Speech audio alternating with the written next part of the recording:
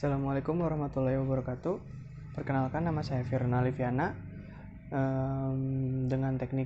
dengan Fakultas Teknik Informatika jurusan Teknik Universitas Pelita Bangsa dengan NIM 3121100091. Ingin menjelaskan presentasi mengenai basis data.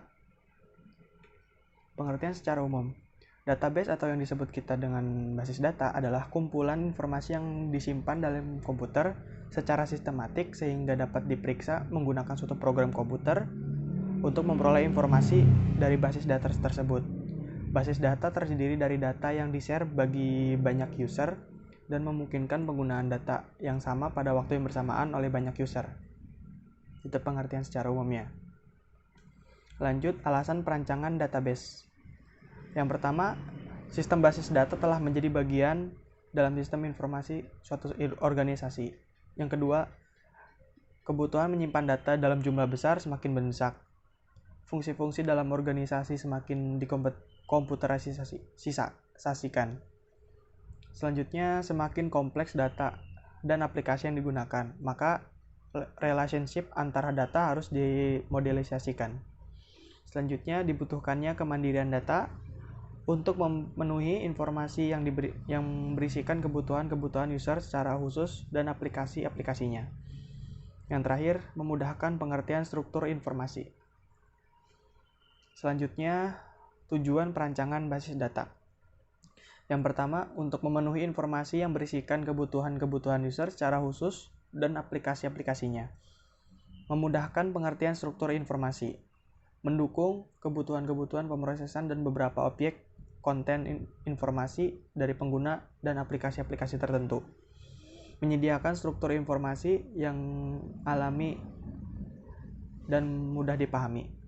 Terakhir, mendukung kebutuhan pemrosesan dan objektivitas kinerja atau waktu respon, waktu pemrosesan, dan ruang penyimpanan. Lanjut, komponen perancangan basis data. Sistem informasi suatu organisasi berbasiskan komputer terdiri atas yang pertama basis data, yang kedua perangkat lunak basis data, perangkat lunak aplikasi, perangkat keras, dan terakhir personal. Unsur-unsur basis data. Nah, unsur-unsur basis data ini terdiri dari 4 unsur. Yang pertama, entitas atau entity adalah orang, tempat kejadian, atau konsep yang informasinya direkam. Pada bidang kesehatan, entity adalah pasien, dokter, dan kamar. Yang kedua adalah record atau tuple, adalah kumpulan isi elemen data atau atribut yang saling berhubungan dan menginformasikan tentang suatu entity secara lengkap. Yang ketiga, data value atau nilai atau isi data, merupakan data aktual atau informasi yang disimpan di tiap data elemen. Isi atribut tersebut adalah data nilai. Atribut setiap entity merupakan atribut atau sebutan untuk mewakili suatu entity. Atribut juga disebut sebagai data elemen, data file, dan data item. Selanjutnya kita akan membahas Database Management System atau yang sering disingkat dengan DBMS. Apa itu DBMS dan apa fungsinya? Database Management System merupakan seluruh informasi dalam sebuah database yang memiliki sebuah struktur agar dapat dikelola dengan menggunakan command atau perintah tertentu.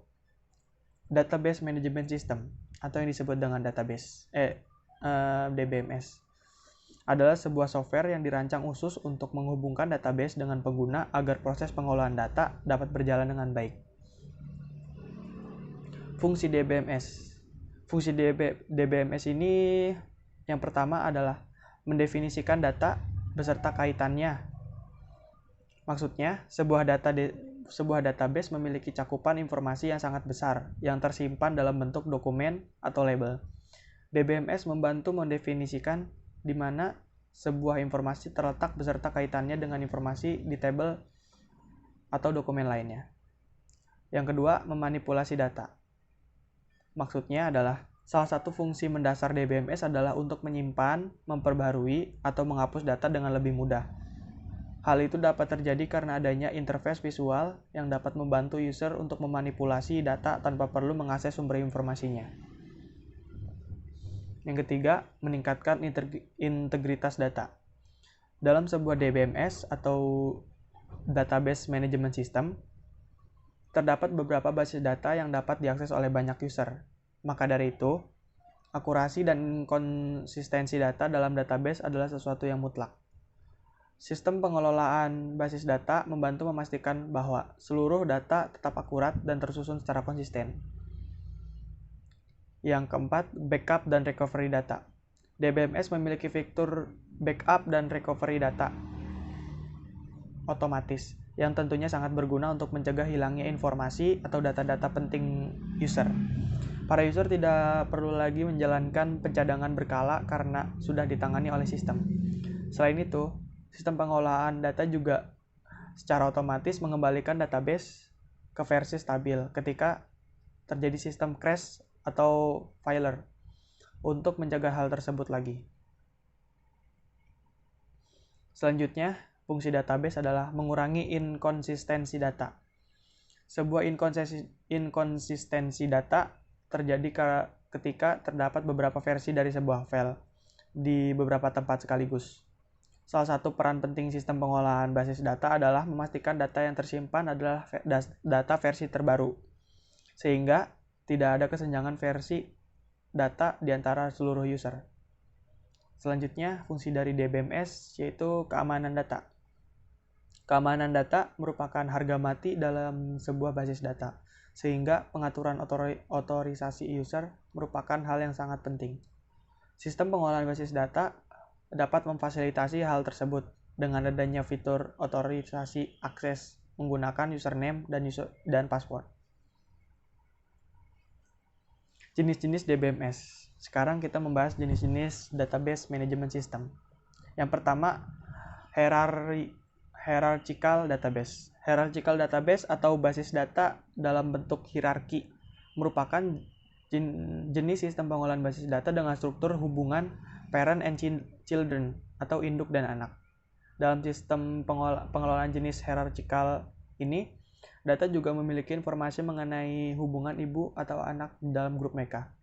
Contoh hierarchical database antara lain IBM, Information Management System atau disingkat dengan IMS, RDM Mobile, Windows Registry, XML, dan XAML.